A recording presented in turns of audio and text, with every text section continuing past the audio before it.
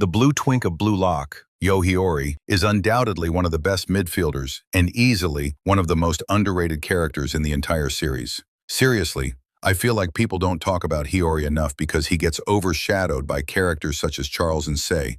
While they are undoubtedly superior to him, Hiori is still a beast in his own right and deserves some respect as the ultra sadist and Isagi's favorite boy toy. Before we get to his physical stats and feats, let's start by talking about his tragic backstory involving his shitty parents projecting their dreams onto their creation.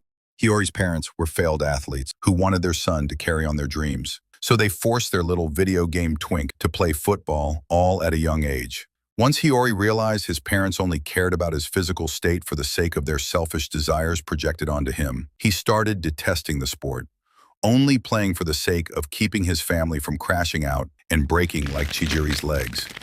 This is when Hiori entered his introverted gamer era, spending all his free time playing video games locked up in his room, letting his life pass by and wanting to rot away doing nothing. We then see Hiori interacting with Karasu, and we learn that they seem to have a bit of a past together, though it's not much. Karasu tries to help Hiori out and gives him some advice in his own bird-brained way. That doesn't really help Hiori out due to his own doubt. However, that would change once Hiori joined Bastard Munich and played alongside the god of slurs himself. But before we get into that, we have to talk about his performance in the U20 arc. Hiori is immediately shown to stand out for his amazing passing skills and being able to link up with Rin, the literal best player in Blue Lock at the time. Hiori's introduction really stands out as it is made extremely obvious from the beginning that he is entirely a support player and not much of a striker. Rather than being egotistical and focusing on his own plays, Hiori is able to speed up the pace of team and create massive opportunities for his teammates. Aside from his performance later on in the match, his main contribution comes in extremely early on in the arc, where Hiori gives Isagi the idea to think reflexively and simply move based on instinct. This advice allows Isagi to enter the flow state for the very first time and react faster than both Rin and Shido, stealing a goal for himself out of nowhere.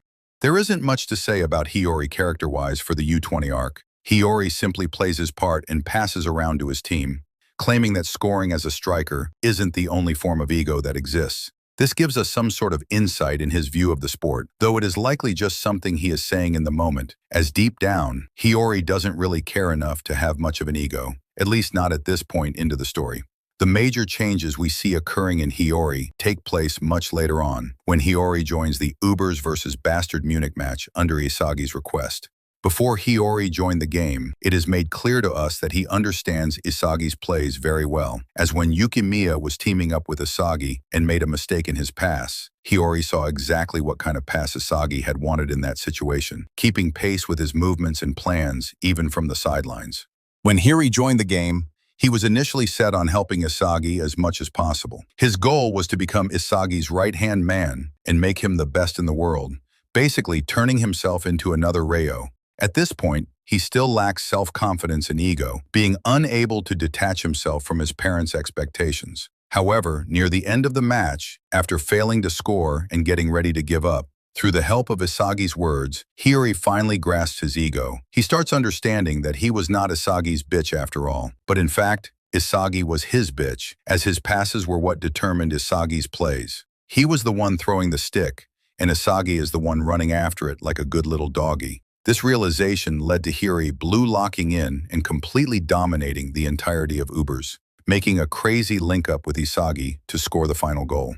This was the match that led to Hiori's awakening and him turning into the self-proclaimed ultra sadist. Did you know that Hiori has a fetish for crippled girls? Well, now you do. Now that we're done with his backstory, let's get into the physicality and weapons this blue twink has.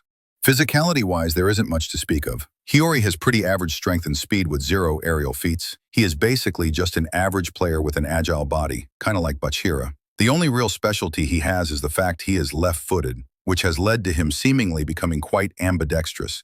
He often does his long passes with his left foot for more power, but when it comes to close passes, he can do either foot with ease, allowing him to keep up the pace on both sides without any loss in tempo.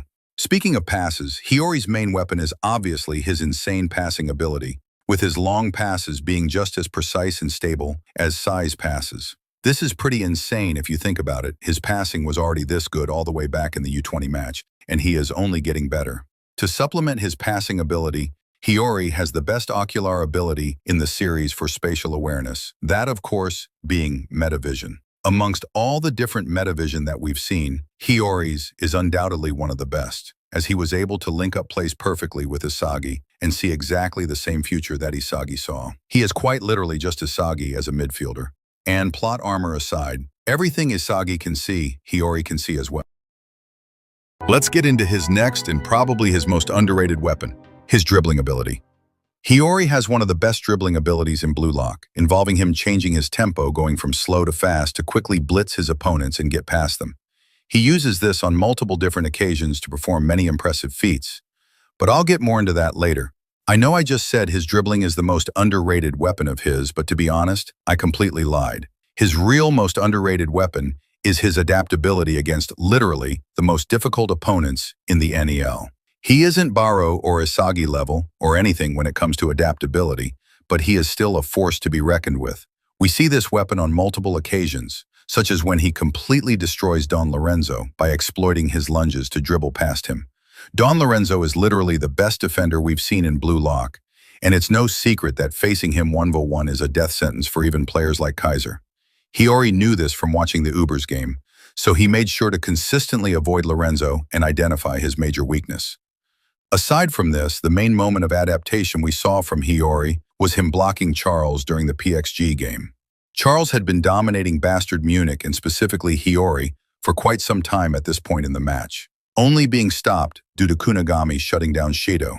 Hiori was really struggling to keep up with this stupid little imp due to just how annoying stupid he was, going for the worst possible option in every situation, but somehow it always paid off. That was until Hiori understood his contrarian ways and entered the flow state literally just to block his pass, which is pretty hilarious to me. Anyways, that's all for this video. I'm definitely not finished talking about Hiori, but I don't want to put everything in a single video. I'm going to make a whole nother video explaining Hiori's best feats in the Neo Egoist League and going in depth about his strengths and weaknesses. This was just an overview. If you enjoyed, please like and subscribe. I seriously need the views. I'm at 1,500 watch hours and I need 4,000 by the end of the year. I'd really appreciate it if you all watch some of my other vids too. Alright, peace out y'all and have a great day.